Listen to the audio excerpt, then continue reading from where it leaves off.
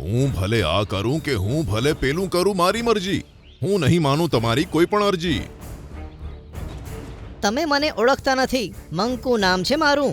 1 જ મિનિટમાં આ ઝાડ પરથી તમને ઉખાડીને મૂકી દઈશ. હા, હું તને મારી ચાંચથી એટલું મારીશ ને, આખા શરીર પર ખાડા થઈ જશે. ઊભા રહો બંને જણા. મને લાગે છે આ વૃદ્ધ ઘુવડ અહીં એકલું રહે છે અને તેથી જ ચીડચીડિયું થઈ ગયું છે. જો આપણે તેને પ્રેમથી સમજાવીશું ને તો તે જરૂર સમજી જશે. હા, પીકુ વૃદ્ધ ઘુવડ અને વાંદરાની લડાઈ શાંત કરાવે છે. વરસાદના દિવસોમાં મારી બખોલમાં પાણી ભરાઈ ગયું છે, તેથી મારા મિત્રો મારા માટે નવું ઘર શોધી રહ્યા છે. જો તમને ગમતું ના હોય તો અમે અહીંથી જતા રહીશું દોસ્ત. મેં તને આટલું ખરું ખોટું સંભળાવ્યું, છતાં પણ તે મને દોસ્ત કહ્યો. હા હા, કેમ નહીં? શું તમે મારા મિત્ર બનશો?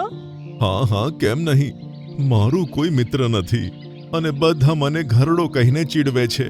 તું આ ઝાડની નીચે ઘર બનાવીને રહી શકે છે દોસ્ત. જોયું મંકુ, પ્રેમથી કઠોર હૃદય પણ પીગળી જાય છે. હવે તમે પણ તેની સાથે મિત્રતા કરી લો. પીકુ તે કેરીના ઝાડની નીચે ઘર બનાવી લે છે. બધા એકબીજાના સરસ મિત્રો બની જાય છે અને બધા રાજી ખુશીથી રહેવા લાગે છે.